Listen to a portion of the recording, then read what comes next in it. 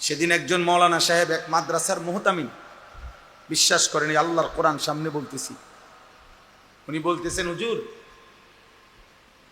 7 বছরের বাচ্চাকে সাথে নিয়ে বাচ্চার বাবা 1 সপ্তাহ ছুটি কাটাবার পর বাচ্চা মাদ্রাসায় আসছে, বরাবর 7 বছর।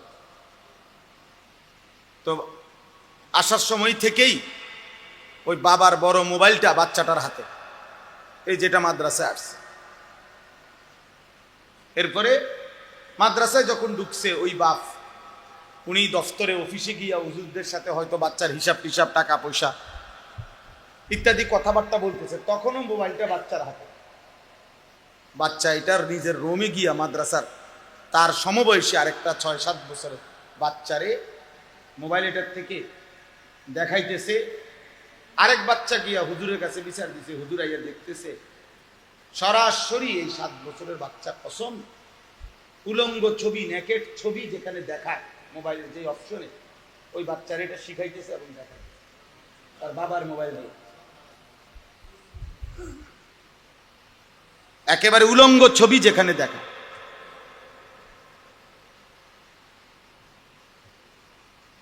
তাহলে যদি 7 বছরের বাচ্চার হালাত হয় এমন, আমার সমাজ কোথায়?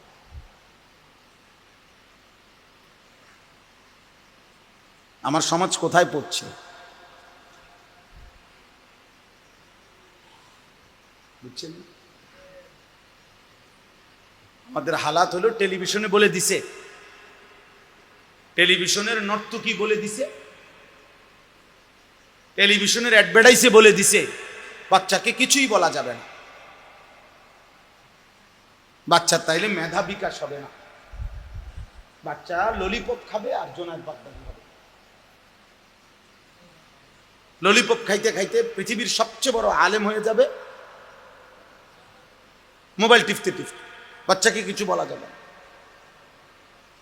কিছু বললে বাচ্চার ক্ষতি হবে, তো টেলিভিশনওয়ালাই দিচ্ছে। আর আল্লাহ নবী সাল্লাল্লাহু আলাইহি ওয়াসাল্লাম বলছে 10 বছরের বাচ্চা যদি নামাজ না পড়ে অদ্রিবুহুম, তাকে প্রহার করো। রাহমাতুল লিল আলামিন বুঝে নেন, টেলিভিশনের বেটি দিচ্ছে। নবী সাল্লাল্লাহু আলাইহি ওয়াসাল্লাম বললেন 10 বছর বয়সে মুসলমানের ঘরে কোনো বেনামাজি ছেলে মেয়ে থাকার কোনো অনুমতি নাই।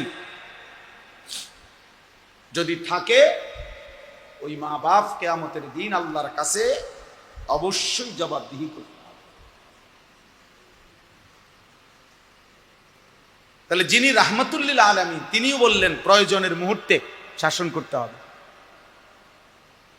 অথচ তিনি দয়ার সাগর, মায়ার সাগর। তাহলে তিনি কেন বললেন মা লানা বুদ্দুন মিন মাজালিসিনা নাতাহাদ্দাসু, আমরা আমাদের একসাথে কইছু সাথী একত্রে কথা বলার জন্য, দ্বীনি কথাই পরামর্শের জন্য, রাস্তার পাশে না বসলে আমাদের আর কোনো জায়গায় নেই। তখনকার সময়ে তো তখন আমরা কি করব? তো নবী সাল্লাল্লাহু আলাইহি সাল্লাম বললেন যদি এমন হয় যে কোনো উপায় নাই, তাহলে তোমরা ফাআতুত তরিকা হাক্কাহু ফাইদা আবাইতুম ইল্লাল মাজলিস, বসা ছাড়া যদি কোনো উপায় না থাকে তো রাস্তার হক আদায় করো। তো রাস্তার হক কি? এবার সাহাবারা জিজ্ঞেস করছেন, ক্বালু ওমা হাক্কুত তরিক, হে আল্লাহর রাসূল তাহলে রাস্তার হক কি? নবীজি বললেন 5টা। 1 নম্বর গদ্দুল বাসার, ভিন নারী থেকে, হারাম ছবি থেকে, হারাম যাকে দেখার অনুমতি নাই তার থেকে চোখ নামিয়ে রাখা। 2 নম্বর কাফুল আদা, কষ্টদায়ক জিনিস সরিয়ে দেওয়া। তাহলে এখন এখানে মনে করেন বসলে মানুষের কষ্ট হবে না, বাকি মানুষরা ঢুকতে। রদ্দুস সালাম, 3 নম্বর হলো কেউ সালাম দিলে জবাব দেয়। 4 নম্বর হলো আমরুন বিল মারুফ, নেক কাজের আদেশ করা। 5 নম্বর হলো নাহিউন আনিল মুনকার, গুনার কাজ থেকে নিষেধ করা। এই 5টা জিনিসের প্রতি খেয়াল রাখেন। তাইলে দেখেন এটা একটা গুরুত্বপূর্ণ বিষয়। এই যে আমাদের দেশে সমস্ত জ্যাম মূল কারণ, এখন আমি আসছি নাথের পেটুয়া থেকে, 4 লেন রাস্তা, কিন্তু প্রত্যেক বাজারে রাস্তার উপরে যে এই পরিমাণ অটো সিএনজি রাখছে, যার কারণে স্বাভাবিক গাড়িটা চলতে পারতেছে না। তাহলে এটা কি আল্লাহর বান্দাদেরকে কষ্ট দেওয়া হলো না? এই এরকম আর কি অনেক বিষয়, ছোট্ট ছোট্ট বিষয়। তাইলে আমরা সৌদি আরবে মক্কা মদিনা, বিশেষ করে মক্কায় হজ্জের সময় আপনার মসজিদে হারামের মধ্যে ঢুকতেই বিভিন্ন জায়গা দিয়া পুলিশ ব্যারিকেড দিয়ে রাখে, ও ভিতরে ফাটায় জোর করে। অনেক হাজি সাহেব রাগারাগি করে, কিন্তু ওরা যত কিছুই বলুক, আপনার বাপও যদি কবরের থেকে আইসা বলে ওখানে বসতে দিবে না, দিবেন আপনি রুকু দিবেন, নামাজে দাঁড়াবেন, আপনার আলগি দিয়া কান্দে করে হইল ওখানে থুই আসবে, আরেক পারতেন না। চুরি করে ঢুকবেন, আপনারা আবার দইরা যেখান দিয়ে ঢুকছেন ওখান দিয়ে বাহির করাই আবার পাবেন। ওদের নজর ফাঁকি দেওয়া যায় কেন? এই যে মূল কারণ এইটাই। একটু পরের যে লোকগুলো আসবে ওরা বসবে, জায়গা তো এখন দুনো দিকে আছে মনে করেন, এখন এই জায়গাটা যদি সবাই বসে যায় তো বাকি মানুষগুলো কই বসবে? এটা গুরুত্বপূর্ণ। ইসলাম এক সৌন্দর্যময় ধর্ম, যার সবকিছুই সুন্দর, সবকিছুই শৃঙ্খলা। ছোট্ট থেকে ছোট্ট কোনো বিষয়ে ইসলামে অস্পষ্টতা নাই, একেবারে অস্পষ্টতা। সবার জন্য ইসলামে পূর্ণাঙ্গ শিক্ষা। কোলের বাচ্চা, 90 বছরের বুড়া, সবার জন্যই ইসলামের শিক্ষা পূর্ণাঙ্গ। নবী সাল্লাল্লাহু আলাইহি সাল্লামের সুন্নাত জীবন পূর্ণাঙ্গ। নবীজির জীবন থেকে, কথা থেকে, আচরণ থেকে, আমল থেকে সবার জন্য সবক আছে। একবারে কোলের বাচ্চা থেকে 90 বছরের বুড়া, 900 বছরের বুড়া, সবার জন্য সবক। লাকাদ কানা লাকুম, তাহলে লাকুম তো সবার জন্য।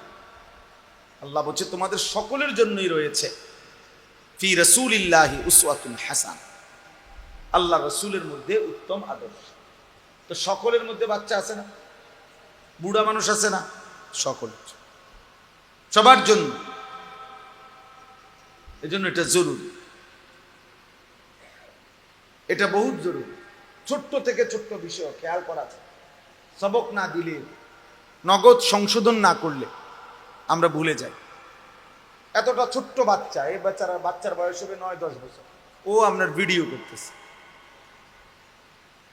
এই যে ধমক দিলাম যে মাঝখান দিয়ে দেখলেন কেন, কারণটা কি? ওর হাতে এই বড় এই মোবাইলটা এনে দিল, নিশ্চিত তার কোনো অভিভাবক, ওই অভিভাবক যে তাকে এই মোবাইল দিছে, ওই যদি মা হয়, ওই মা সবচেয়ে বড় জালেম। ওইটা যদি তার বাপ হয়, ওই বাবা সবচেয়ে বড় জালেম।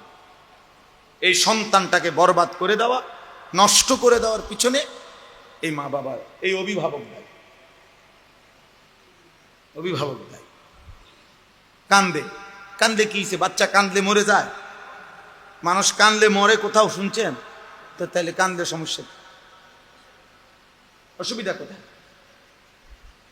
আহালাত, মানে উনি আহালাত করে আর বাচ্চা ধ্বংস।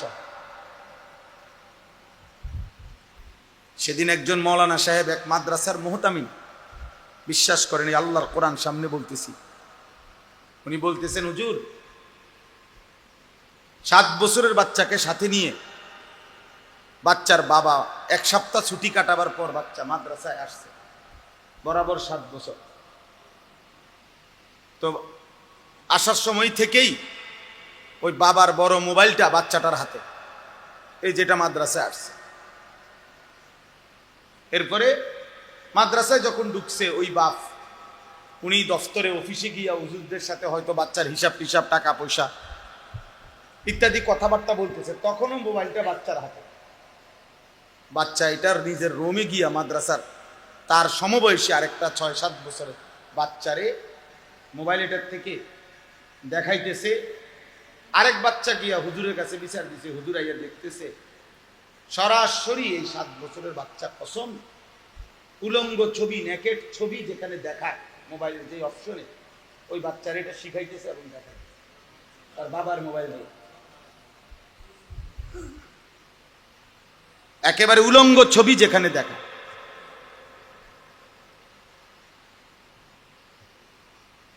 তাহলে যদি 7 বছরের বাচ্চার হালাত হয় এমন, আমার সমাজ কোথায়?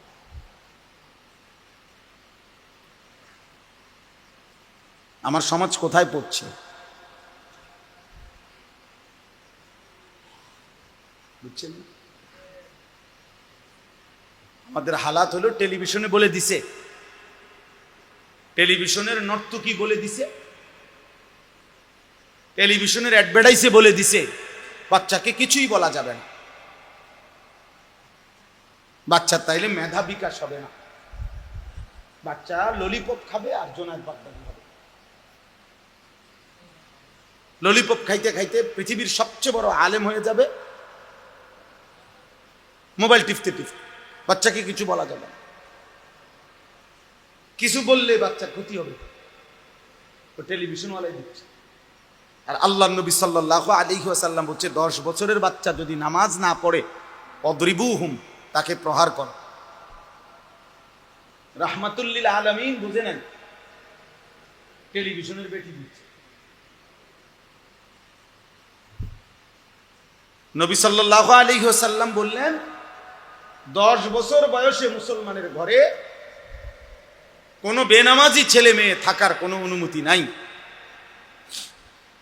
যদি থাকে ওই মা বাপ কিয়ামতের দিন আল্লাহর কাছে অবশ্যই জবাবদিহি করতে হবে। তাহলে যিনি রাহমাতুল লিল আলামিন তিনিও বললেন প্রয়োজনের মুহূর্তে শাসন করতে হবে, অথচ তিনি দয়ার সাগর, মায়ার সাগর। তাহলে তিনি কেন বললেন? তিনি কেন বললেন? আমরার বুঝ হইল 16 বছরের দামরা এখনো খারাইয়া মতে, এখনো এক ওয়াক্ত নামাজ পড়ে না। বাবা মা কই ও বাচ্চা মানুষ, ও হুজুর বাচ্চা মানুষ, তো মাত্র এসএসসি পরীক্ষা দেয়, ও বাচ্চা এসএসসি পরীক্ষা দেয়, এখনো ও বাচ্চা। এই খামখেয়ালি করে আহ্লাদ করে প্রজন্ম শেষ, একটা জেনারেশন শেষ হওয়ার পর। তাহলে এদের হাতে এখনো মনে করেন আমাদের বাপ চাচারা আল্লাহ খোদা ওযু নামাজ রোজা কিছু করছে আগে, ওর আলোকে কিছু তো চালাইছে এদেরকে। এরা যারা এদের আখলাক এরকম, এদের হাতে যেই জেনারেশন আসবে পরে, তারা কিভাবে সন্তান মানুষ করবে? যার 16 বছর কাটছে, 15 বছর কাটছে মোবাইল টিপতে টিপতে, নারী দেখতে দেখতে, যার জীবনের 20 বছর কেটে গেছে, কোনোদিন 5 ওয়াক্ত নামাজ পড়ে না, এই হাইওয়ান, এই মানুষরূপী এই পশু, ও মানুষ করবে কেন? ও সন্তানকে মানুষ বানাবে কিভাবে? ও সন্তানের উপার্জন টাকার ব্যবস্থা করে দিতে পারে, মানুষ বানাইতে পারবে? বিদেশের টিয়া মিলিয়ে দিতে পারবো, দেশে হয়তো একখান ঘর করে দিতে পারবে, বাজারে দোকান লইয়া দিতে পারবে, কিন্তু আখলাক মানুষ গড়া এটা ওরে দেওয়া হবে। টাকার ব্যবস্থাপনা আর এটা এক কথা না বাপ। মানুষ হওয়া আর টাকা উপার্জনের বন্দোবস্ত হওয়া এক কথা না, এক কথা না। ইটালি যাওয়া, ইউরোপ যাওয়া, এটা কোনো একটা বিরাট কপালের কিছু, এমন কিচ্ছু না। একটা ছেলে আপনার ইটালি গেছে, একবারে বিশাল কপাল, আপনার সান কপাল, আপনার ছেলে ইটালি। তো যারা ইটালি জন্ম নিছে তারা কি কোয়া? মা বলে না, বোঝেন নাই কথা। যারা ইটালি জন্ম নিছে, যাদের বাপ দাদা পূর্বপুরুষ জন্মসূত্রে ইটালি, তারা তাহলে আরো বড় কপাল, তাকে মনে পুরোটাই কপাল, তারা চোখও নাই আর নাকও নাই কপালের কারণে, পুরোটাই মনে কপাল। যারা আমেরিকা জন্ম নিছে, যারা ইংল্যান্ড জন্ম নিছে, বলেন তাহলে তো তারা তো আরো বেশি ভাগ্যবান, ঠিক না? কথা বলেন না কেন? তাহলে আর তারা আরো বেশি ভাগ্যবান।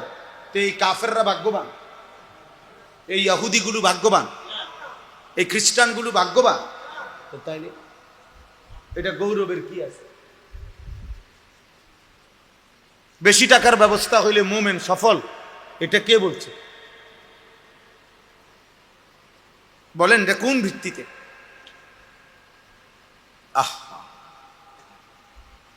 সন্তান মানুষ করছে কয় এবার? মানুষ করেন নাই, সন্তানের উপার্জনের ব্যবস্থা করছেন। উপার্জনের ব্যবস্থা করা আর সন্তান মানুষ করা এক কথা না।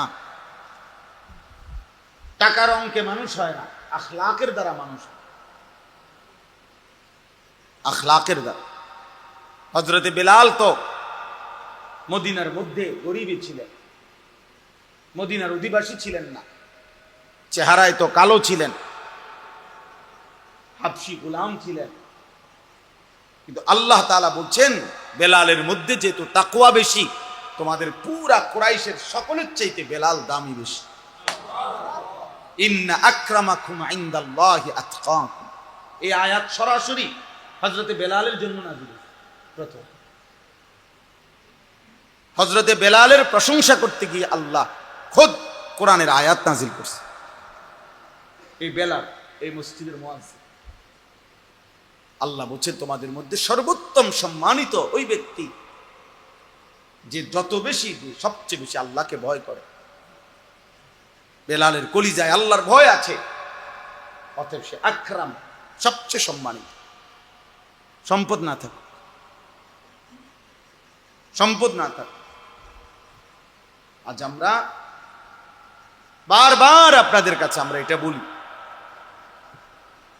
আজকে আমরা আমাদের মুসলিম সম্প্রদায়কে এটা বুঝাইতে পারতেছি না। ছেলে বুড়ো, ঘরের নারী পুরুষ, বাবা মা, সবার ফিকির একটা, টাকার অঙ্কে হিসাব। সবাই মিললে রোজগার কত, বাপের আয় কত, পুতের আয় কত, আরো কিভাবে উপার্জনের আর কি হইতে পারে, দান্দার কি কি আছে কামাই রোজগারির, আর কি, এইটা নিয়ে 24 ঘন্টা জল্পনা কল্পনা, বুদ্ধি ফিকির, পরামর্শ, জামাই বউর আলোচনা, সন্তানদের সাথে মুজাকারা আলোচনা, সব উপার্জন। অথচ স্বামী স্ত্রী একবারও আলোচনা করে না যে আমরা দুইজনের, এই যে ছেলেটা 16 বছর, ও যে এক ওয়াক্ত নামাজ পড়ে না, আমাদের কি হবে আর ওর কি হবে? আমাদের এই মেয়েটা যে পর্দা করে না, আমার এই 16 বছরের ছেলেটা যে সারাদিন মোবাইল টিপে রাতভর দিনভর, খোদার 365 দিনে কোনোদিন ফজরের নামাজ পড়ে না, এক বছরে যে কোনোদিন ফজরের নামাজ পড়ে নাই, এটা মানুষ না জানোয়ার? তো হাইওয়ান। আমরা কিতাবে স্পষ্ট পড়ছি, আরবি কিতাবে, ভিন নারী, নারীর ছবি, নারীর দৃশ্য, রাস্তার নারী অশ্লীল দৃশ্যের দিকে যে তাকায়, কিতাবে লিখছে ও যেন ওই কুকুরের মতো যে কুত্তা মাংস নিয়া গোশত নিয়া কারাকারি করে।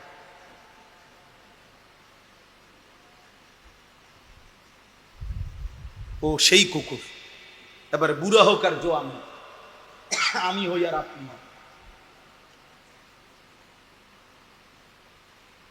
নারীর প্রতি যে লোভের দৃষ্টিতে তাকায়, আমি হইলে আমি কুকুর, আপনি হইলে আপনি, আমার জন্য আপনার জন্য একই সবক, একই কথা। এর জন্য আখলাক শেখানো দরকার।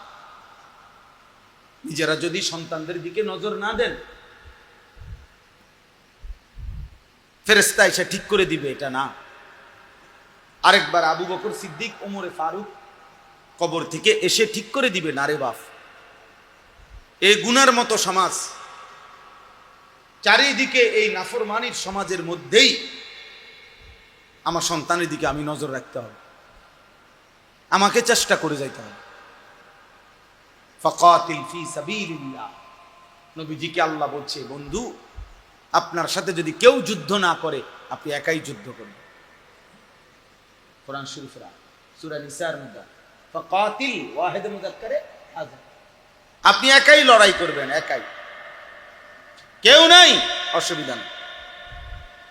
হযরত হুযায়ফা রাদিয়াল্লাহু তাআলা কে নবী বলছে, তোমার সাথে যদি কেউ না থাকে, ওয়ালাউ আনতা আদদা বিআসলি শাজারাতিন হাত্তা ইউদরিকাকাল মাউত ওয়া আনতা আলা যালিকা, নবীজি বলেন প্রয়োজনে গাছের গোড়ালি শিকড় মাড়িরে, যে ভিতরের দাঁত যেটিরে কয়, এগুলারে কি দাঁত কয়, কোনো কিছু শক্ত করে কামড় দিয়ে ধরতে হইলে এটা দিয়ে উপযোগী না ওটা দিয়া, আল্লাহর নবী বলছেন মাড়ির দাঁত দিয়ে প্রয়োজনে গাছের শিকড়ের মতো কামড়াইয়া ধরে রাখবা মৃত্যু পর্যন্ত, তবুও তুমি একাই আল্লাহর দ্বীনের উপরে থাকবে।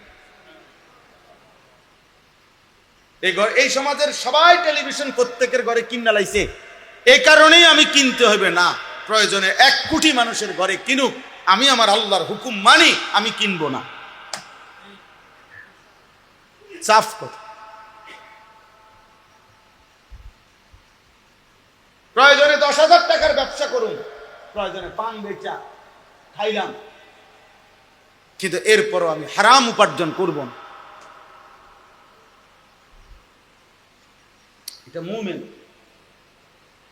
চেষ্টা করতে হবে, চেষ্টা করলে সম্ভব। আপনি কোনো চেষ্টা ছাড়াই বাঁচার কোনো চেষ্টা না করে আপনি কোনো হইতো না হুজুর অনকার যুগে, হ্যাঁ কইতেন পারবেন হুজুর, সম্ভব না, না সম্ভব না, ইসলাম এখনো অসম্ভব, আল্লাহর বিধান সব অচল হয়ে গেছে এখন, আর নাকি আল্লাহর বিধান সব বাতিল, তো বাতিল হবে কেন? আল্লাহর হুকুম বাতিল হবে কেন? আর সম্ভব না হুজুর, এখনকার যুগে সম্ভব না। যদি এটা বিশ্বাস নিয়ে কেউ বলে, যদি কেউ দিল থেকে কথা বলে, ওই বেঈমান, ও কাফের। যদি কেউ বিশ্বাস নিয়ে বলে দিল থেকে যে সুদের থেকে বাঁচা, কিস্তির থেকে বাঁচা, এখনকার যুগে হুজুর আর কোনোভাবে সম্ভব না, তো মনে রাখো তুমি বেঈমান, তুমি মুশরিক, মুশরিক। আল্লাহর বিধান ইসরাফিলের ফু পর্যন্ত মেনে চলা সম্ভব। আল্লাহ তাআলা কিয়ামত পর্যন্তের জন্য এই বিধান দিয়েছেন। অতএব অসম্ভব, আমি চেষ্টা করতে হবে, অসম্ভব বলার কোনো সুরত অনুমতি নেই। সাবধান বাবারা, আপনাদেরকে বললাম, একজনকেই বললাম, মনোযোগ দিয়ে শুনেন, খেয়াল করে শুনবেন, খামখেয়ালি মস্কারি করেন।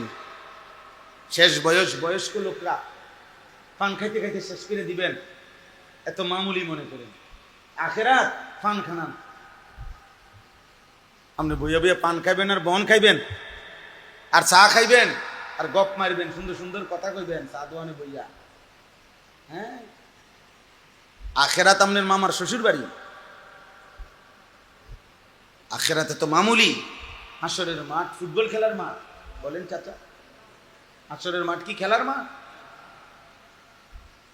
1.25 লক্ষ নবী, আদম আলাইহিস সালাম থেকে নিয়ে আমাদের নবী পর্যন্ত 1.25 লাখ নবী দুনিয়ার জীবনে হাসরের মাঠের ভয়ে চোখের পানি ফেলে কাঁদছেন, আমাদের নবীও। অথচ সমস্ত নবী নিষ্পাপ, সমস্ত নবী মাসুম, সব নবী কি নিষ্পাপ, তবু ওনারা কান। রব্বি লা তুখজিনি ইয়াউমা ইউবাসুন, ইব্রাহিম নবীর দোয়া কোরআনে আল্লাহ বলছেন, আল্লাহ যেদিন কবর থেকে সবাইকে হাসরের ময়দানে উঠাবেন, আমি ইব্রাহিমকে মাওলা আপনি বেইজ্জতি কইরেন না। ইয়াউমা লা ইয়ানফাউ মালুন ওয়ালা বানুন, বলছে রব্বুল আলামিন, আমি জানি সেদিন হাসরের মাঠে কোনো মাল কিংবা সন্তান কোনো উপকারে আসবে না। আমারে মাওলা বেইজ্জতি কইরেন না। যদি ইব্রাহিম নবী এটা বলে, আপনি কে, আমি কে, আব্দুল কাদের জিলানী কে, বাইজিদ বুস্তামি কে, ইব্রাহিম নবী যদি এটা বলে, বাকিদের কোনো পাত্তা আসেনি আমাদের? ইউসুফ আলাইহিস সালামের দোয়া কোরআনে আছে। ইউসুফ নবী বলছে, তাওয়াফানি মুসলিমান ওয়া আলহিকনি বিস-সালিহিন। ইউসুফ নবী বলছে, আনতা ওয়ালি ফিদ দুনিয়া ওয়াল আখিরা। আল্লাহ দুনিয়া আখিরাতে আপনি মাওলাই আমার বন্ধু। আপনি বন্ধুর কাছে আমি চাই আমারে মৃত্যু পর্যন্ত ইসলামের উপরে রাইখেন, ইসলামের উপরেই মৌত দিয়েন, এবং আপনার নেক বান্দাদের সাথে মিশাইয়া রাইখেন। হাসরের ময়দানে আপনার সালিহিন পবিত্র বান্দাদের সাথে দাঁড় করাইয়েন। তাইলে আপনি কে? আল্লাহর নবী সাল্লাল্লাহু আলাইহি ওয়াসাল্লাম, যিনি নিষ্পাপ, যিনি মাসুম, যার আখিরাতের মর্যাদার কোনো তুলনা নাই, যাকে আল্লাহ সুপারিশ করার ক্ষমতা দিবেন, যাকে আল্লাহ হাউজে কাউসারে দিবেন, যার হাতে আল্লাহ পাক হাসরের ময়দানে আলাদা পতাকা দিবেন, যার হাতে আল্লাহ তাআলা সর্বপ্রথম জান্নাতের দরজা খোলাবেন, যিনি সর্বপ্রথম হাসরের ময়দানে আল্লাহকে সেজদা দিবেন, হাসরের ময়দানে প্রথম কথা আল্লাহর নবী বলবেন, হাসরের ময়দানে প্রথম আল্লাহর প্রশংসার বাক্য নবীজির জবান দিয়ে উচ্চারিত হবে। আল্লাহ বলছেন, ওয়ালা সাউফা ইউতিকা রাব্বুকা ফাতারদা। এতটা দেব বন্ধু, এতটা আপনাকে আমি এত দেব, এত দেব, এত সম্মান, এত মর্যাদা দেব, শেষ পর্যন্ত আপনি খুশি হয়ে যাবেন, আপনাকে হাসি ফুটায় দেব। এত ইজ্জত, এত সম্মান, এত মর্যাদা যেই আল্লাহ বলছেন বন্ধুর। 5 ওয়াক্ত নামাজের পরে প্রতিদিন আল্লাহর নবী দোয়া করতেন, আল্লাহুম্মা হাসিবনি হিসাবান ইয়াসীরা। বলতেন কি না নবী? বন্ধু আমার, এটা তো নবীজি দোয়া করতেন, আল্লাহুম্মা হাসিবনি হিসাবান ইয়াসীরা। আল্লাহ, এত কিছুর পরেও ভয় হয়, আমি বন্ধুর হিসাবটা হাসরের দিন সহজ করে দিয়েন। আল্লাহুম্মা হাসিবনি হিসাবান ইয়াসীরা। আপনি কেডা, আমি কেডা? আল্লাহর নবী বলছেন, আয়েশা, নবীর বিবিরে বলছেন, আয়েশা, হাসরের ময়দানে প্রত্যেকটা বান্দা একজন একজন নিজের আমলনামার সামনে নিয়ে, নিজের আমলনামার খাতাটা সামনে নিয়ে আল্লাহর সামনে একজন একজন করে দাঁড়াবে। আর আল্লাহ যাকে বলবে সামনে যাও, আগে বাড়ো, সেই একমাত্র মুক্তি পাবে। আর যদি রব্বুল আলামিন 1 সেকেন্ডের জন্য কোনো বান্দাকে বলে একটা পৃষ্ঠা উল্টাও, নবীজি বলছে, খোদার কসম উম্মত, একটা পৃষ্ঠা উল্টাইতে বললেই ওই উম্মত জাহান্নামে যাইতে হবে। সহজ হিসাব বলতে নবীজিকে জিজ্ঞাসা করছে এ আয়েশা, নবীজির বিবি বলছি, ইয়া রাসূলুল্লাহ, সহজ হিসাব বলতে কি? আপনি যে বলেন সহজ হিসাব, এটা কি?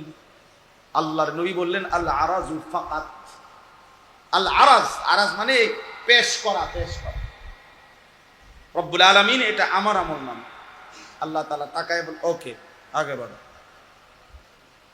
পৃষ্ঠা খোলাখুলি নাই। এটারে বলে সহজ হিসাব।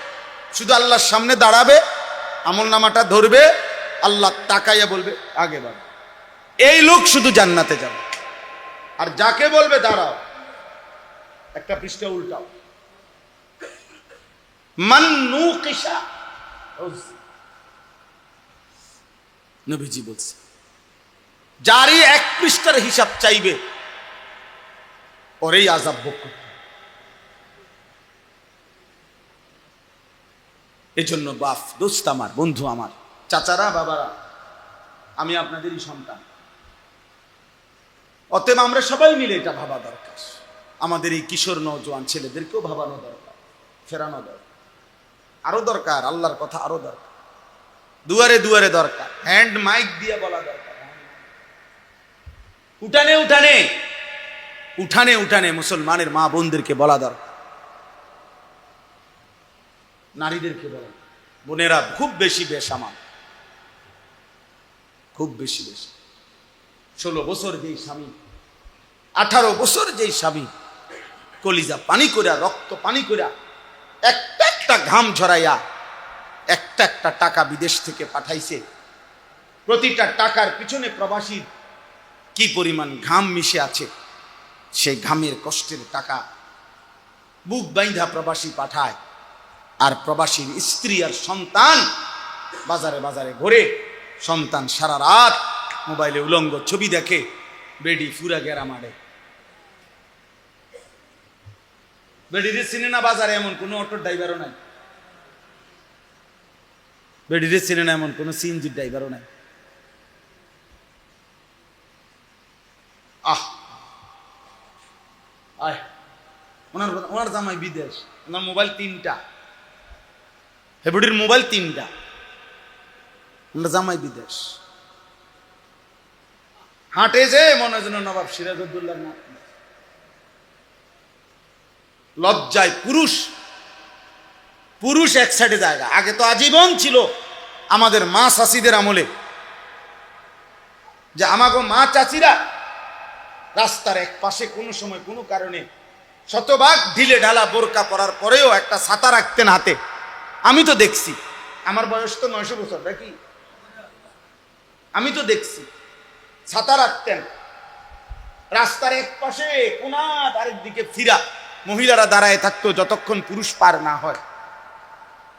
আর বেহায়া বেশরম নারী মহিলার কারণে পুরুষ দাঁড়ায় থাকতে হয় এক পাশে, পুরুষ দাঁড়ায়। আমার জীবনেও আমি ছোটখাটো যে কয়বার বাজারে মার্কেটে গেছি, কোনো কারণ বহু দোকানদার পরিচিত বলছে, হুজুর মহিলাদের কারণে তো হাঁটতে পারতেন না। মহিলার কারণে পুরুষ তার ইজ্জত নিয়ে হাঁটতে পারে না।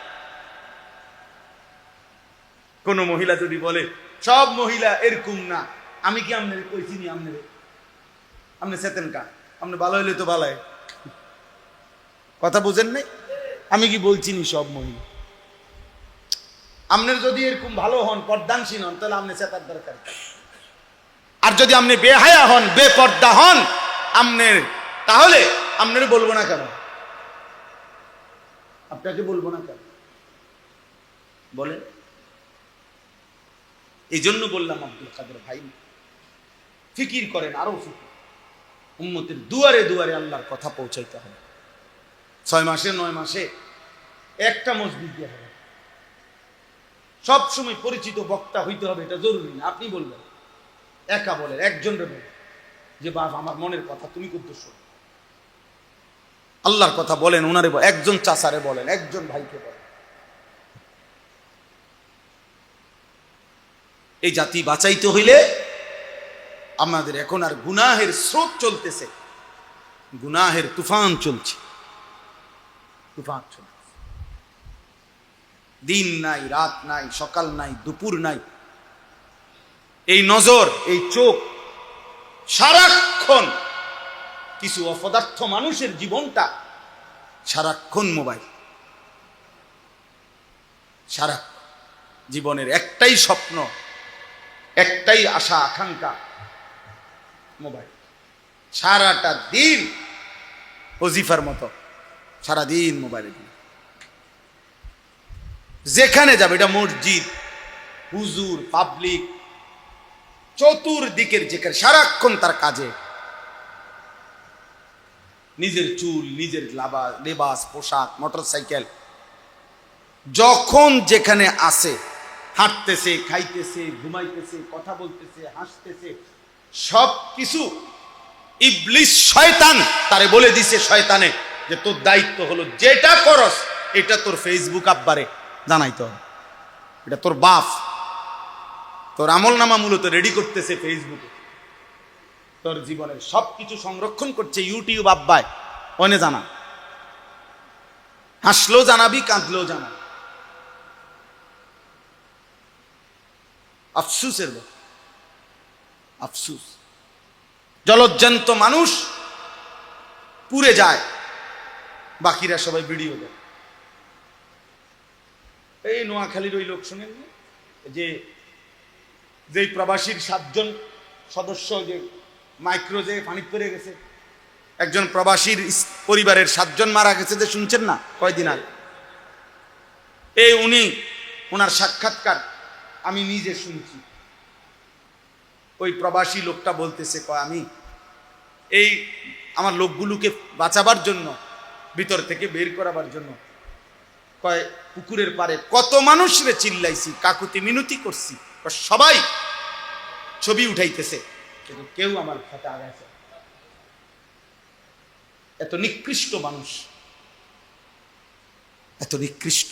কাম একটাই, ছবি উঠে, কাজ একটাই, মোবাইল। জীবনের একটাই কাজ, নতুন চুল কাটছ তাড়াতাড়ি ফেসবুকে দাও, বাতের থালা লইয়ে বসছ ফেসবুকে দাও, তোমার আব্বা বসে আছে দেখার জন্য, তোমার ফেসবুক বাস। অথচ এই কথা নিশ্চিত, কোনো সন্দেহ নাই, আপনারা এই যে যারা স্ট্যান্ডে এগুলা দিয়ে যারা ভিডিও করে, ওগুলোর সাথে কথা বলেন একজন ছেলে, ওরা নিজেরাও জানে, বলে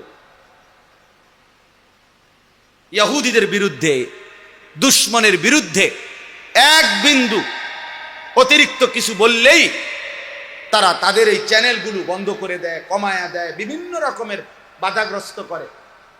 অর্থাৎ একদিন শুনবেন ফেসবুকও নাই, ইউটিউবও নাই, কিন্তু যার যেই গুণাগুলো হয়েছে এর দ্বারা, এগুলা কিন্তু আমলনামা থেকে মুছবেন।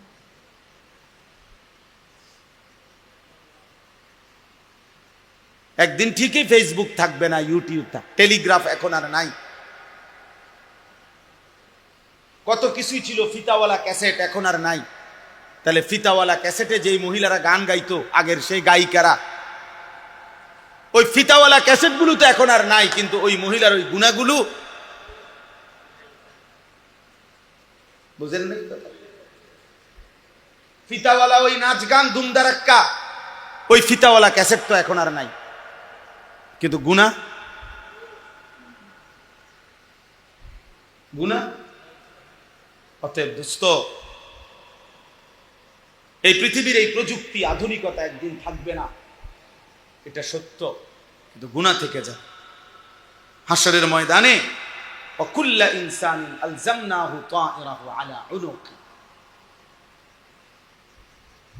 আল্লাহ তাআলা বলে প্রত্যেকের আমলনামা আমি আল্লাহ কিয়ামতের দিন তার ঘাড়ের সাথে, তার কাঁধের সাথে লটকায়ে দেব।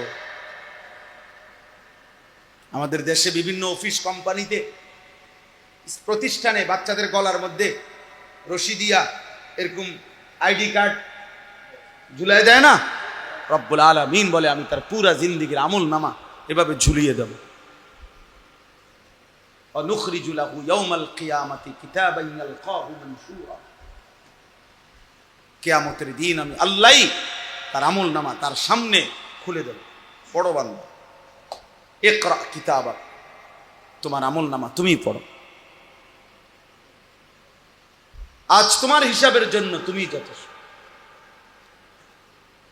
কাফা বিনাফসিকা আল-ইয়াওমা আলাইকা হাসিবা, তোমার হিসাবের জন্য তুমি যথেষ্ট, তুমি যথেষ্ট। এজন্য গুনাহ ছাড়া দরকার। আমাদের নাফরমানি বেড়ে গেছে। প্রিয় বাপ, প্রিয় সন্তান, সবাইকে বলি, প্রশ্ন তো এটা তো শুধু দুইটা দেশের যুদ্ধ না, এটা তো দুইটা গ্রামের যুদ্ধ না, এটা তো দুইটা বংশের যুদ্ধ না, এটা তো ঈমান আর কুফরের যুদ্ধ, এটা তো মুসলমান আর বেঈমানের যুদ্ধ, বেঈমানের যুদ্ধ। একটি সীমান্ত এলাকার সামান্য কিছু গন্ডগোল, একজন মানুষের, হিন্দু একজন মানুষের মৃত্যুকে কেন্দ্র করে কাশ্মীরের এই কিছুদিন আগে যখন পাকিস্তানের সাথে আমাদের হজ্জের সময় ইন্ডিয়ার সাথে যুদ্ধ হয়েছিল, অল্প কয়েকদিনের, তখন ইন্ডিয়া এই যুদ্ধটার নাম দিছে, অপারেশনটার নাম অপারেশন সিঁদুর। মহিলাদের যে হিন্দুদের সিঁদুর লাগায়, অর্থাৎ এটা তাদের ধর্মের প্রতীক। এটা বুঝাইছে তারা এটা তাদের ধর্মের যুদ্ধ, ধর্মের যুদ্ধ। এই জন্য আগামী দিনে যখনই সারা বিশ্বব্যাপী যুদ্ধ শুরু হবে, সেটা হবে ঈমান আর কুফরের যুদ্ধ। এটা ঘুরে গাড়াইয়া এমনে হেমনে হেমনে এমনে, একবার কাতারের উপরে হামলা, একবার ইরানের উপরে হামলা, একবার সিরিয়ার উপরে হামলা, এই সব কিছু মিলাইয়া মিলাইয়া উত্তেজিত করতে করতে করতে একদিন তিল তিল করে শেষ পর্যন্ত ঈমান আর কুফরের যুদ্ধই চূড়ান্ত রূপ নেবে। এরই মাঝখানে দাজ্জাল আসবে, এরই মাঝে মাহদী আসবে, এবং একদিন সত্যি সত্যি ইনশাআল্লাহ আজ কিংবা কাল সময়ের ব্যবধানে ঈমানের বিজয় হবে, কালেমারই বিজয় হবে, আল্লাহর পতাকার বিজয় হবে। কিন্তু দেখার বিষয় হলো আমি সেখানে আমি কিংবা আমার সন্তান, আমার বংশধর ঈমানের কাফেলায়, মাহাদির কাফেলায় নাকি দাজ্জালের কাফেলায় যুক্ত হবে, এটা হলো দেখার বিষয়। কুরাইশ বংশেরই তো কেউ, বংশ কিন্তু কুরাইশই, নবীর 23 বছরে, মক্কার 13 বছরে, কিন্তু দেখার বিষয় হইছে কেউ তো কালেমার পক্ষে আসছে কুরাইশ বংশেরই, কিন্তু কেউ তো কুফরের উপরেও, শিরিকের উপরেও তো নবীর বিরুদ্ধে যুদ্ধ করতে গিয়ে, যুদ্ধ করতে করতে মৃত্যুবরণ করছে।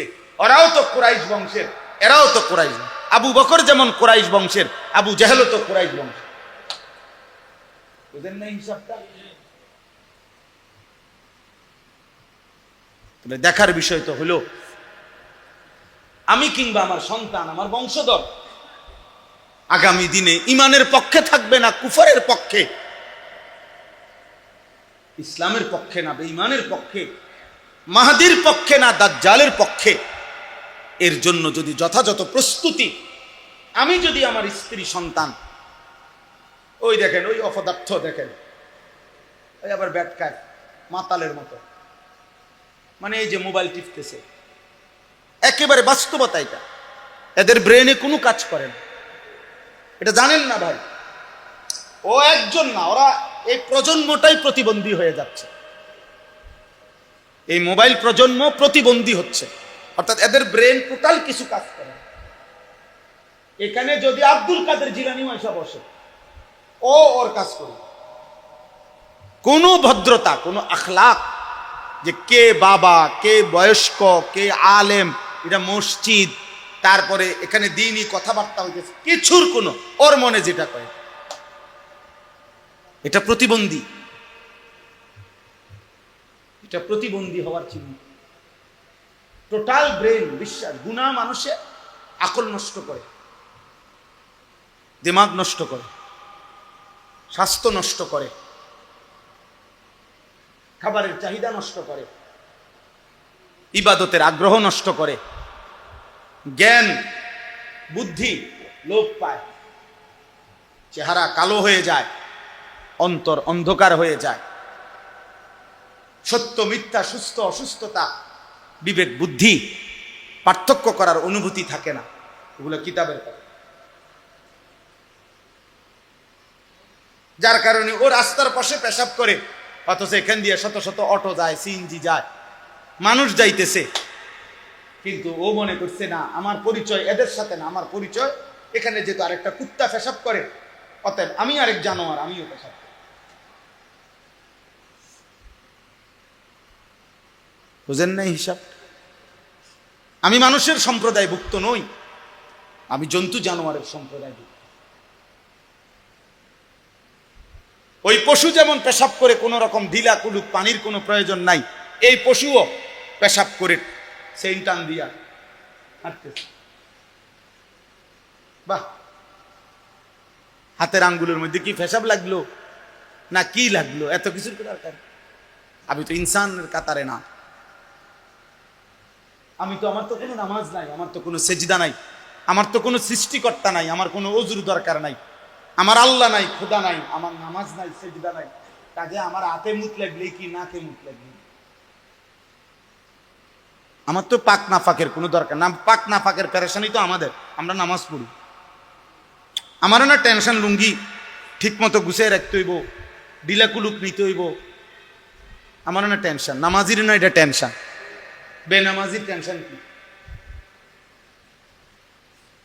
বেনামাজির টেনশন কি বলেন? নিজের দোকান, নিজের দোকানের ভিসি দিয়া কোনা দিয়া মুইতার আবার উঠাই এলা আই আবার চা বানাইতেছে। বাহ, কি আপনি যে পেশাব করলেন, পানি তো নিলেন না, কিছুই করলেন না, তো এই হাতের মধ্যে যদি পেশাব লাগিয়ে থাকে, এটা যদি চার মধ্যে লাগে, তো বাকি মানুষগুলো কি খাইল না পাক? আস্তাগফিরুল্লাহ। অথচ প্রত্যেক মহল্লাবাসী তো ওই মহল্লার দোকানগুলোতেই বসে, ওরাও তো বলা উচিত বাবা পাক নাফাকের খেয়াল রাখো, এতটুকু তো বলা উচিত। কোনো আওয়াজ নাই, এই টেলিভিশন, টেলিভিশনের দিকে তাকাইয়েই কিও আর কিছু আসেনি, ডোলাইরা ছেড়ে দাও না, ভালো কিছু থাকলে দেখাও। চাচা ভালো কিছু দেখতে আসছে টেলিভিশন, ভালো কিছু দেখবো, মানে এত জঘন্য কোনো বেডির নাচ আছে কিনা, এর চাইতে নিকৃষ্ট কোনো হারাম কিছু আছে কিনা? নাউজুবিল্লাহ, নাউজুবিল্লাহ, নাউজুবিল্লাহ।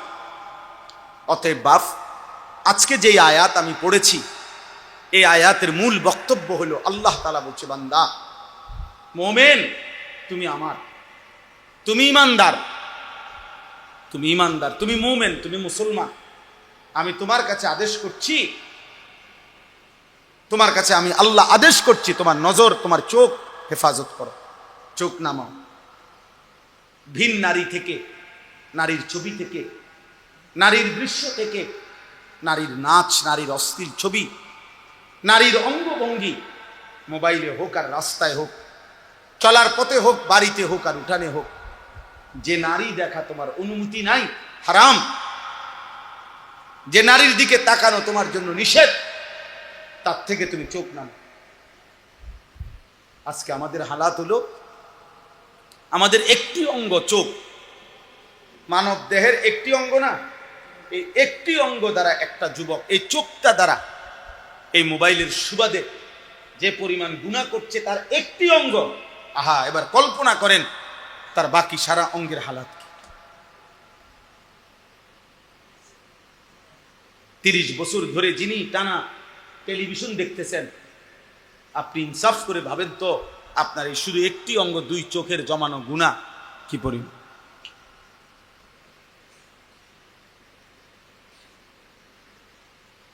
ছয় মাস ধরে, 6 বছর ধরে যে ছেলেটা প্রতিদিন রাতভর নারীর ছবি, অস্থির দৃশ্য, উলঙ্গ নাচ গান, অসভ্যতা দেখছে, তার মা কোথায়, তার বাবা কোথায়, তার পরিবার কোথায়,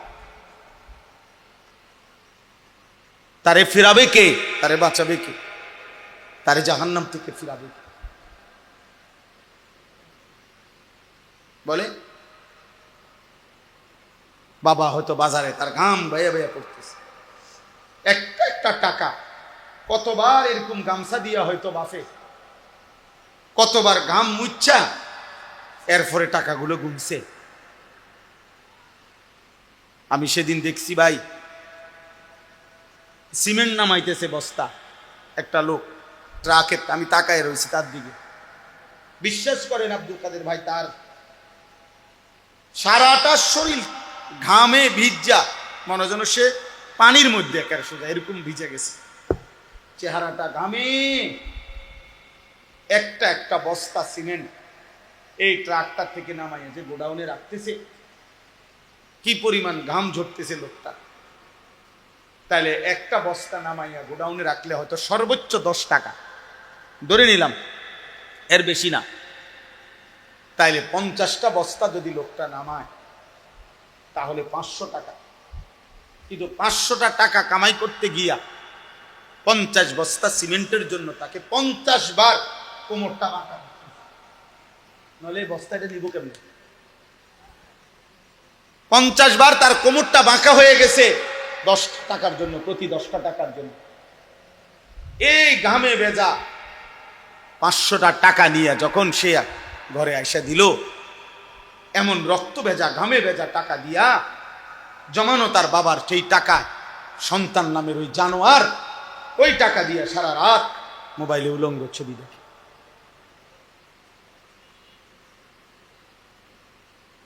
এই হাইওয়ান তার বাবার ঘাম ঝরানো টাকা, ওইখান থেকে তারা 200 টাকা দিছে, ওইখান থেকে তারা 300 টাকা দিছে।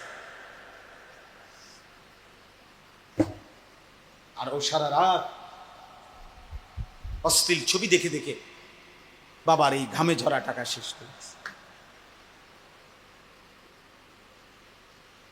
স্বামীর জমানো টাকা, কষ্টের টাকা, স্ত্রী রূপ যৌবন দেখায় বাজারে বাজারে, বাজারে বাজারে। এই জন্য আল্লাহ তাআলা বলছেন, আমি যে আয়াত পড়ছি 18 নম্বর পারা 24 নম্বর সূরা, সূরা নূর, এই সূরার 30 নম্বর আয়াত আল্লাহ বলেন, কুল, হে নবী আপনি বলেন, লিল মুমিনিন, আমার মুমিন পুরুষ বান্দাদেরকে বলেন, ওরা ঈমানদার, ওদেরকে বলেন, ওরা বুঝবে, ওরা আমার ঈমানদার বান্দা। আল্লাহ যেন বলছে, বন্ধু আমি বলতেছি আপনার কাছে, আপনি বলেন আপনার ঈমানদার উম্মতের কাছে। তো তাহলে কি হবে? তাহলে আপনার ঈমানদার উম্মত বুঝবে যে আল্লাহ এবং তার রাসূল দুইজন মিলেই আমারে বলছে, ঠিক না? আল্লাহ এবং রাসূল দুইজনই আমাকে বলছে। আর কাকে বলছে? ঈমানদারকে বলছে, আমারে বলছে। আল্লাহ যেন বলছে, বান্দা তুমি বলছো দেখা তুমি ঈমানদার, এজন্য তোমারে বলছি, না রে বলতাম না। তুমি না বললা লা ইলাহা ইল্লাল্লাহ মানো, এজন্য আমি তোমারে বললাম। তুমি বললা মুহাম্মাদুর রাসূলুল্লাহ মানো, এজন্য আমি বললাম। তাহলে এখন তুমি উল্টা করছো কেন? তুমি তাহলে মুমিন বললা কেন? তুমি তাহলে ধর্মের পাশে ইসলাম লেখলা কেন? তুমি লা ইলাহা ইল্লাল্লাহ স্বীকার করলা কেন? তাইলে বলে একটা ছেলে বলো, এই ছেলেরা বলো, বাপ জীবনটা এত সুন্দর নষ্ট করে দিও না রে বাপ, আর ফিরবা না। জীবন মানে একটা মোটরসাইকেল না রে বাপ, জীবন মানে একটা মোবাইল না। কালকে আমার ময়নামতি এলাকায় গতকাল দুপুরের দিকে একটা ছেলে, বিশ্বাস করেন এমন সুন্দর তার চেহারা, তাগড়া চাঁদের মতো চেহারা, ইটালি থাকতো, ইটালির থেকে বাড়িতে আসছে, একটা বাচ্চা আছে, একটা স্ত্রী আর বাচ্চা, এবং নিয়া সব কাগজপত্র লাইন করছে, ইটালি নিয়ে যাবে ওগরে। এই কালকে দুপুরবেলা মোটর সাইকেলে একটা বাড়ি দিছে, একদম শেষ। মাথাটা আর কাউরে চেহারাটা এভাবে কাপড় দিয়া ঢাকা রাখছে, চেহারাটা আর কাউরে দেখতে দেয় না। বলতেছে যে চেহারা মানে খুলতে না, চেহারা দেখলে যে কেউ ভয় পাবে, এভাবে থেতলায় বলছে। এমন সুন্দর যুবক, এমন তাগড়া জওয়ান। আল্লাহ সুস্থ রাখলে বাপ সুস্থ থাকা, আল্লাহ নিরাপত্তা দিলে নিরাপদ থাকা, আল্লাহ ভালো রাখলে ভালো থাকা, আল্লাহ হায়াত দিলে ভালো থাকা।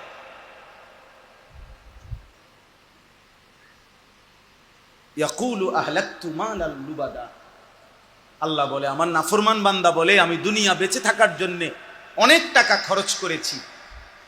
আল্লাহ বলে, ওরে জিজ্ঞেস করো তো, আয়াহসাবু আল্লাম ইয়ারাহু আহাদ, তাকে কি কেউ দেখে না? তার এই মিথ্যা চুরি, তার এই সুদ কিস্তি, তার এই নাচ গান, তার এই অসভ্যতা নোংরামি কেউ দেখে না? আল্লাহ আয়াহসাবু আল্লাম ইয়ারাহু আহাদ, আল্লাহ বলে, সে কি ভেবেছে তাকে কেউ দেখে না? আয়াহসাবু আল্লান ইয়াকদিরা আলাইহি আহাদ, আল্লাহ বলে, সে কি ভেবেছে তার উপরে কারো কোনো ক্ষমতা নাই।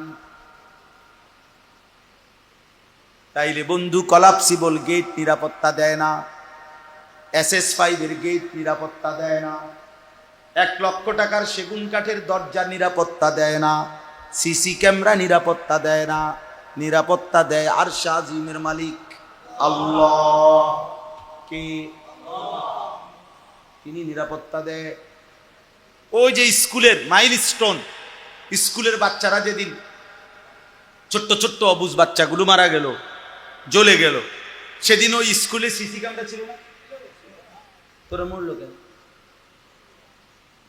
সেদিন ওই স্কুলে দারোয়ান ছিল না? তোরা মরলো কেন? সেদিন ওই স্কুলের মধ্যে টিচাররা ছিল না? তোরা মরলো কেন? আল্লাহ নিরাপত্তা দিলেই কি থাকা?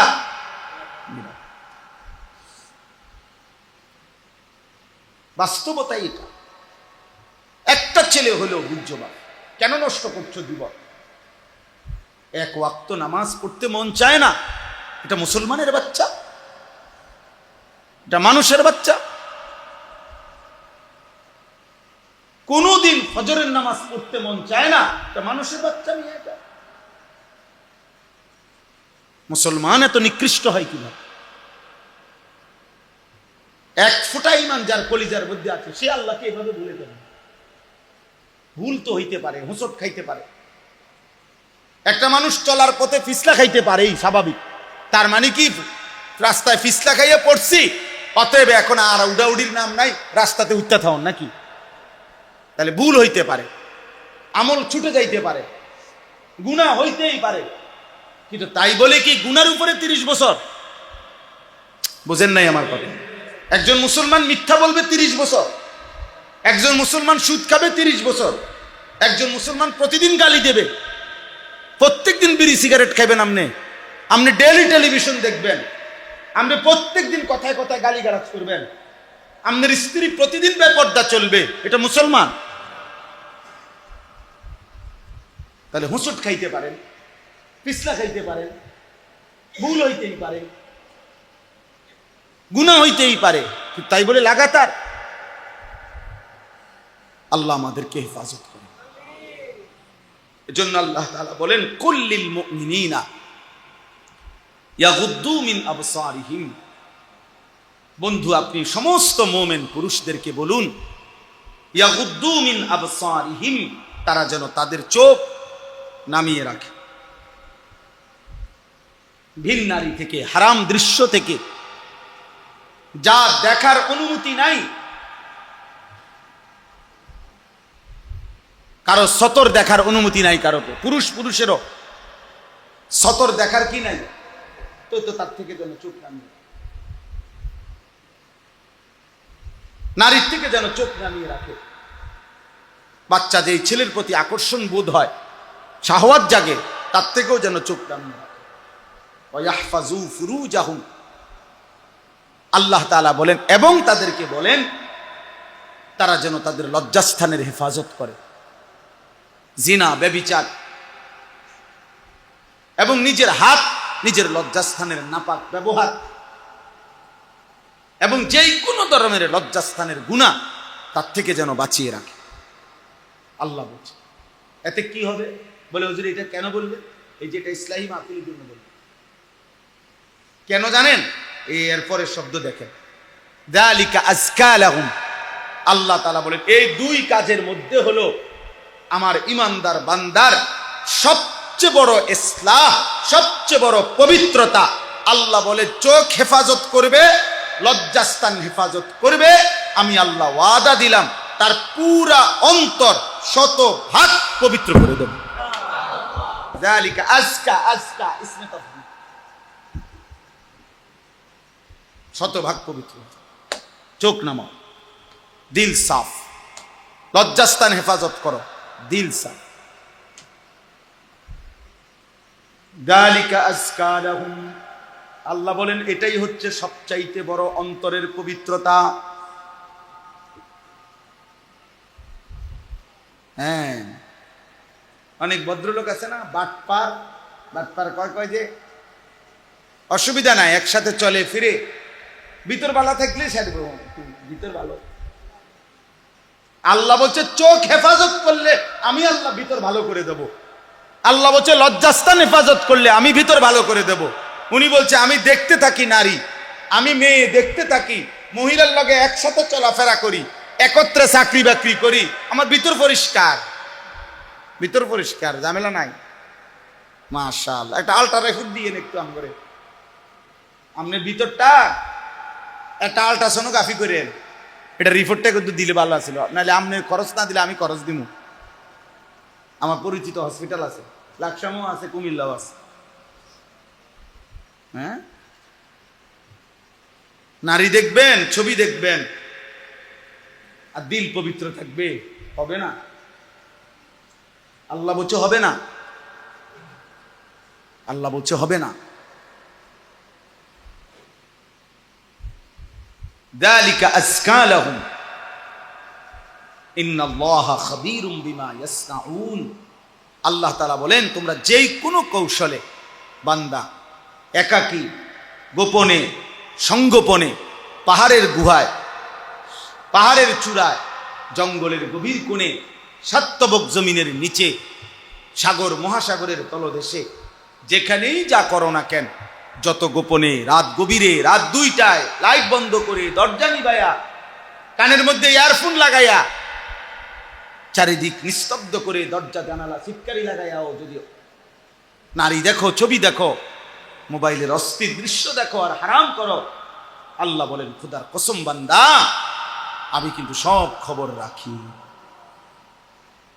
ইন্নাল্লাহা খাবীরুম বিমা ইয়াসনাউন। যখন যাই করছো, যত গোপনে, যত সংগোপনে, আল্লাহ বলেন আমি সব খবর রাখি। ইন্নাল্লাহা খাবীরুম বিমা ইয়াসনাউন। তাইলে জওয়ান কিংবা বৃদ্ধ কেউ ফাঁকি দিবেন না। বুড়া মানুষ টেলিভিশন চায়, চা দোকানে উঠে বড় বড় চোখ করে রাক্ষসের মতো নাচ গান দেখে, নর্তকী দেখে, নাটক সিনেমা দেখে, আর জিগাইলে কয় না না না, যেটা কদুর খবরে না শুনি, যেটাই গপ মারে, হ্যাঁ কি কাকা কদ্দুর খবর না শুনি, খবর মানুষের চোখ দিয়ে নি শুনে। কথা বলেন না কেন? মানুষ চোখ দিয়ে নি শুনে, তো আপনি যদি চাইয়ে রয়েছেন, আপনি না বলে খবর শুনেন, তো শুনলে তো কানই যথেষ্ট। বোঝেন নাই আমার কথা? তো চাইয়ে রয়েছেন কেন? আপনি দোকান থেকে ফিরা এদিকে ফিরা বইয়েন, বোঝেন নাই? টেলিভিশন ধরে এদিকে, আপনি যেহেতু খবর শোনা দরকার তো শুনলেন, আপনি ওইদিকে ঘুরে বইয়েন, কারণ আপনার তো দেখার দরকার, আপনার শুনে আনার দরকার। কোনানে কোনানে সিনজি উল্টাইছে, আপনি গিয়া ঠিক করতে হইব। আপনি খবর তো এই, এখানে এই হয়েছে, ওইখানে ওই হয়েছে, এই খবর আপনার এত দরকার যে ময়মনসিংহে একটা সিনজি একটা বাসের লগে উল্টে গেছে, এইটা আপনি খুব যত্ন নিয়ে শুনছেন, কারণ আপনার তো দায়িত্ব পরের দিন গিয়া ময়মনসিংহে সিনজি ডালগি দিয়া ধরুন। কথা বুঝেন? নোয়াখালীর বাসের খবর আপনি নিলেন, আপনার নিজের খবর, আখিরাতের খবর নিলেন না। আপনার ছেলের খবর নিলেন না, মেয়ের খবর নিলেন না। সারা বাংলাদেশের সব খবর, কোথায় কোথায় কি হইতেছে আপনি জানেন। আপনার ছেলে আপনার ঘরে ফজরের নামাজ পড়ে না, আপনি জানেন না।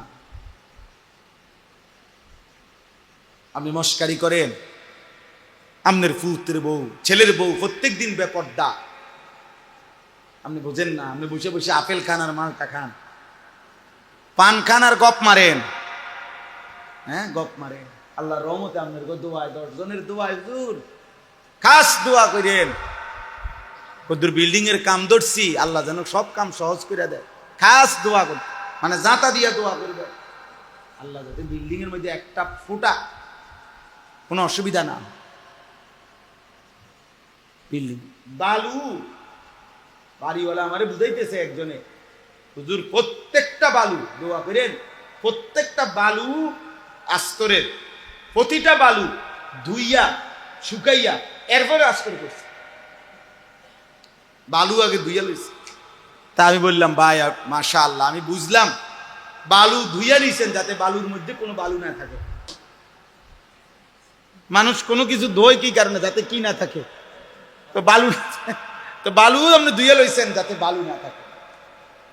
মানে বালুর মধ্যে যেন এক জাররা পরিমাণ ময়লা না থাকে, এত নিখুঁত বিল্ডিং এর জন্য। আজকের দুনিয়ার সবচেয়ে বড় স্লোগান কি ব্যবসার? যে কোয়ালিটি ফার্স্ট।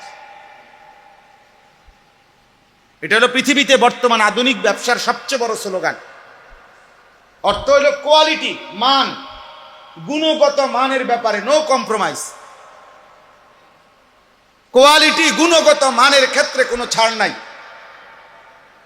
প্রয়োজনে মালের দাম আরো বাড়ুক, কাস্টমার কিনবে, কিন্তু কোয়ালিটি ঠিক রাখতে হবে। তাহলে দুনিয়ার সম্পদের ক্ষেত্রে যদি কোয়ালিটির ক্ষেত্রে এত যত্নবান হই, তো ওযু, নামাজ, সূরা কেরাত, দোয়া, কালাম, আখিরাত এর জন্য কোনো কোয়ালিটি নাই। যার যেমনি মন চায় এমনি চলবেন। আল্লাহ আমাদেরকে বুঝ দান করেন। অতএব বাপ আমার, বন্ধু আমার, যারা কবরে চলে গেছে তারা তাদের ভালো মন্দ নিয়ে কবরে চলেই গেছে। আমরা সর্বোচ্চ এতটুকু করতে পারি দোয়া, ঠিক আছে, কিন্তু তার চাইতে বেশি দরকার আমাদের হায়াত। যার এখনো যেটুকু হায়াত আছে আমাদের একটু হলেও সুযোগ আছে। বুঝেন নাই কথা? যিনি উত্তম নিয়ে কবরে গেছেন তিনি আর বাড়াইবার সুযোগ নাই। যিনি বরবাদি নিয়ে, গুনাহ নিয়ে কবরে গেছেন ওনারও সংশোধনের কি নাই, সুযোগ নাই। কিন্তু আমাদের নেকি বাড়াইবারও সুযোগ আছে, গুনাহ ছাড়বারও কি আছে, আমাদের এখনো সুযোগ আছে, যার যেটুকু হায়াত আছে। কাজে আমরা চেষ্টা করা দরকার, আমরা চেষ্টা করা দরকার, আমাদের ইসলাহ দরকার। এই জন্য যে কয়জন ছেলে বসছো ভাই, খামখেয়ালি করে উড়ায় দিও না বাবা। মোবাইলের আসক্তি ছাড়ো, এই চোখ হেফাজত করো, নজর হেফাজত করা দরকার। আপনারা বয়স্ক, মাঝ বয়সী, আপনাদের কাছে যাদের টেলিভিশন দেখার বদভ্যাস, চাচা আপনি ছেড়ে দেন। অনুরোধ করলাম, চা দোকানে বসেন, চা খাওয়া দরকার। চা দোকানদারের লগে আমার কোনো ঝগড়া নাই, কথা বোঝেন নাই আমার। আপনি চা খাইতে গেছেন, চা খান, চা খাইয়ে আপনি চলে আসেন। টেলিভিশন দেখেন কেন? আপনি নাচ গান দেখেন কেন? আপনি নাটক সিনেমা দেখেন কেন? আপনার ঘর থেকে টেলিভিশন, নাচ গান কিভাবে বন্ধ করবেন আপনি উদ্যোগ নেবেন। আপনার স্ত্রী সন্তানকে আপনি বলেন, বুঝান, ফিকির করে না, সম্ভব না, ডাইরেক্ট ফয়সালা দিয়ে আলায় আগেই হইতো না হুজুর, যত কথাই কোন হইতো না, এটা মিথ্যা কথা। আপনি বলতে থাকেন, মূলত হেদায়েত তো দিবে কে? আল্লাহ তাআলা আমাদের সবাইকে গুনাহ থেকে বাঁচবার তৌফিক দান করে। গুনাহ মুক্ত হওয়া জরুরি। আল্লাহর আদেশ পালন করা, নিষেধ বর্জন করা, এই দুইটার মধ্যে মুকদ্দম হলো নিষেধ বর্জন, এরপরে আদেশ পালন করা। নিয়ম হলো এই গ্রিলের মধ্যে যদি ঝংকার লাগে তো নতুন করে রং দিতে হবে। মনে করেন পুরান হয়ে গেছে ঝংকার, তাহলে এখন নিয়ম কি? এই গ্রিলে আগে ঝংকারের মধ্যে নতুন রং দিতে গেলে আগে রং দেওয়া, এরপরে তো সিরিজ কাগজ দিয়া ডলা, ঠিক না? আগে কি সরানো, তারপরে কি দেওয়া। তাহলে আগে নিয়ম হলো ময়লা সরানো, এরপরে কি লাগানো, রং দিয়ে সাজানো। এই জন্য ইবাদতের ক্ষেত্রে নিয়ম হলো, এক মুত্তাকি মুমিন জান্নাতি বান্দার সিফাত হলো প্রথম দায়িত্ব গুনাহ সরানো, এরপরে দায়িত্ব ইবাদতের রং লাগানো। গুনাহ ছাড়বেন, একটা সেজদা দিবেন, আল্লাহর আরশে ধাক্কা লাগবে কি? আপনি নামাজ পড়লেন, মাত্র আসরের নামাজ, মসজিদের বারান্দায় গিয়ে, এখনো বারান্দার থেকে গিয়ে সারছে না, বিড়িটা ধরে গেছে। মসজিদ থেকে বাইরে হইয়া একটা গালি দিছে, দে গালির সাথে সাথে মাটির নিচে যে সাপ বিচ্ছু ছিল এটি উঠে গেছে। এমন ডাকাত মুসলমান এত নিকৃষ্ট হয়? আপনি মাত্র আসরের নামাজ পড়লেন, গিয়ে টেলিভিশনটার সামনে বসে গেলেন, কি নামাজ পড়লেন? অতএব গুনাহ থেকে বাঁচতে হবে। কি থেকে বাঁচতে হবে বলেন? জীবনটা আমাদের নবী সাল্লাল্লাহু আলাইহি সাল্লামের সুন্নাতের উপরে উঠাইতে হবে। নবীজি সাল্লাল্লাহু আলাইহি ওয়াসাল্লামের ভালোবাসা নবীজির সুন্নাতের মধ্যে, নবীজির অনুসরণের মধ্যে একটা একটা সুন্নাত, একটা একটা তরিকা নবীজির আমাদের জীবনে বাধ্যতামূলক আমরা সাজাইতে হবে। চুল, চেহারা, আচরণ, উচ্চারণ, লেবাস, পোশাক, ঘর, সংসার, রাত দিন, সকাল দুপুর, হাসি কান্না, আনন্দ বেদনা, আহার নিদ্রা, পেশাব পায়খানা, রাত্র দিন, ঘর সংসার, বাজার ব্যবসা, সব কিছুতে একটা সুই সুতার জন্য আল্লাহ নবীর সুন্নাত আমাদের জরুরি। একটা নিঃশ্বাসে নিঃশ্বাসে নবীজির সুন্নাতের অনুসরণ আমাদের জন্য জরুরি, যদি আখিরাতের মুক্তি মিলতে হয়। এটা খামখেয়ালি করলে হবে না। আমরা এটা নিয়েই আসলে এই ওলামায়ে কেরাম বা কারো কারো মধ্যে কিছুটা দ্বন্দ্বের একটা মূল কারণ। আমরা যারা কওমি মাদ্রাসার হুজুর, আমরা বছরের পর বছর যে যাই বলুক, বাকি আমরা এটা বলি, শুধু আমরা এটা বলতেই থাকবো যে নবীজির সুন্নাতের অনুসরণের মাধ্যমে নবীজির ভালোবাসার প্রমাণ দিতে হয়। এটাই আমাদের কথা। এবারে গালি দোকার যেটাই কোক, আমাদেরকে নবীর দুশ্মন বলুক আর যাই বলুক, এটা কিছু যায় আসে না। কিন্তু মূল বিষয় হলো আমরা বিশ্বাস করি সুন্নাত বিনে, অনুসরণ বিহীন ভালোবাসা হয় না। ভালোবাসা হয়, ভালোবাসলে অনুসরণ করতে হয়, অনুসরণ করলে ভালোবাসা প্রমাণিত হয়। অতএব আপনাদের কাছে অনুরোধ, রাসূলুল্লাহ সাল্লাল্লাহু আলাইহি ওয়াসাল্লামের একটা একটা সুন্নাত শিখবেন। আমি এই শিখার জানার জন্য একটা কিতাব বিক্রি করি, যার সুযোগ হয় এটা কিনবেন। গাড়িতে আছে, সাদা গাড়িতে, অনেক সুন্দর বাংলা ভাষায়, প্রায় 650 পৃষ্ঠার উপরে। আমাদের ঢাকা গাজীপুরের একজন বড় বুজুর্গ আলেম, অনেক বড় আল্লাহওয়ালা, কাপাসিয়ার হজরত অধ্যক্ষ মিজানুর রহমান চৌধুরী হজরত এই কিতাবটা লিখছেন। রাসূলুল্লাহ সাল্লাল্লাহু আলাইহি ওয়াসাল্লামের জীবনের এমন কোন সুন্নাত, একেবারে ছোট্ট একটা সুই সুতা, ওটা বাদ দেন নাই এখানে। এবং দলিল সহ, প্রমাণ সহ, নির্ভরযোগ্য নবীজির সুন্নাতের উপরে একটা কিতাব, তালিমুস সুন্নাহ। পুরা জিন্দেগি আগে মুসলমানের ঘরে ঘরে আপনার বেহেশতি জেউর, মুকসুদুল মুমিনিন ঘরে ঘরে থাকতো, কুদুর কুদুর পড়তো মা, চাচিরা, বোনেরা, দাদারা, দাদিরা, নানারা। এরকম একটা বই ঘরে রাখার মতো, যে যেই কোনো পৃষ্ঠা উল্টাবেন নবীজির সুন্নাত পাবেন আপনার জীবনের, আপনার ঘরওয়ালাদের জীবনের। 400 টাকা মূল্য, আমরা ইচ্ছা করে এটা বিক্রি করি, যে যার মন চায় সুযোগ থাকলে কিনবেন। আল্লাহ তাআলা আপনাদেরকে তৌফিক দান করেন, আল্লাহ আমাদেরকে কবুল করে নেন, আল্লাহ তাআলা আপনাদেরকে কবুল করেন। আর একটা মিনিট, আর একটা কথা হলো, এই মসজিদ, এই মজলিস বারবার আলহামদুলিল্লাহ আমরা আসি। আমি আপনাদেরই সন্তান, আপনাদেরই এলাকার ছেলে।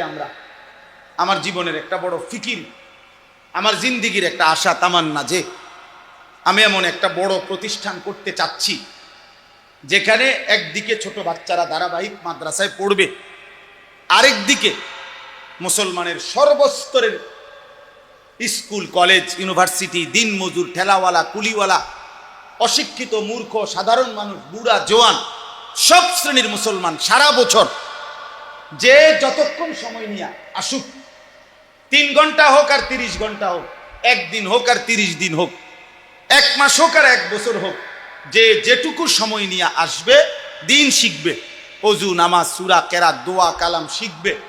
যার সময় যতক্ষণ, দিন শিখবে ততক্ষণ। এই আশা নিয়ে এরকম একটা প্রতিষ্ঠান আলাদা বড় সড়ো করতে চাচ্ছি।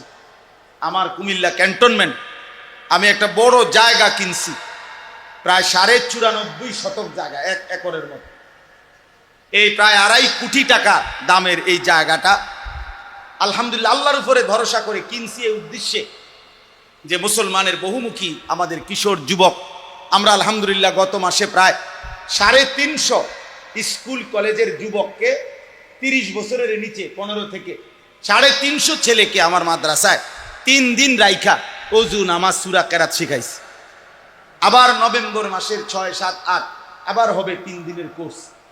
অনলাইনে বলার চেষ্টা করি, সামনাসামনি, ভিন্ন ভিন্ন আঙ্গিকে। উদ্দেশ্য হলো মুসলমানের সব শ্রেণী দিন শিখুক, 4টা সূরাই ঠিক হোক, তার রুকু, সেজদা, অজু, গোসল ঠিক হোক। এই আশায় এই জায়গাটা বড় সড়ো কিনছি। আমাদের ওই জায়গাটার মধ্যে একটা নামাজের মুসল্লা পরিমাণ জায়গার দাম 8 স্কয়ার ফিট। 4,200 টাকা। আমরা একটা কাগজ আপনার কাছে দিচ্ছি, আপনাদের হাতে। আমার একটা অনুরোধ রইল, যদি কারো ভাল লাগে, মহব্বত হয়, আমার মাদ্রাসার এই বড় প্রকল্প, এত বড় জায়গা, মাদ্রাসা, মসজিদ, এই জায়গাটার মধ্যে আপনি যদি এক নামাজের মুসল্লা পরিমাণ টাকা দেন, 4,200 টাকা আবদার রাখলাম। শুধু যার ভাল লাগে, যদি পারেন, নগদ হইলে নগদ দিয়েন, না হয়তো বিকাশ নাম্বার ওই কাগজের মধ্যে আছে, ওই কাগজটার মধ্যে টাকাটা পাঠাইতে পারবেন। আমরা উনারে আজীবন উন্নয়ন সদস্য আমাদের মাদ্রাসার বানাবো, যে এই টাকাটা দেবে।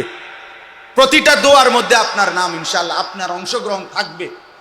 আর সবচেয়ে বড় কথা হলো 4,200 টাকা হয়তো দিয়া আপনার এক সময় মনেও থাকতো না, আপনার হয়তো এতটা ক্ষতিও হইতো না, কিন্তু একটা মসজিদ মাদ্রাসা কমপ্লেক্স হয়ে গেলে যতদিন ওটা চলবে, ইনশাআল্লাহ সদকায়ে জারিয়ার সওয়াব আপনি পাইতে থাকবেন। এই জন্য আপনাদের কাছে বললাম, যার মহব্বত হয়, ভালো লাগে, দিল লাগে, পারলে আপনি দিয়েন, নাইলে কেউরে বইলেন, না দিলে কোনো অসুবিধা নাই, দোয়া করে আল্লাহ যেন আমাদের এই স্বপ্নটা বড় বাস্তবায়ন করার তৌফিক দান করে।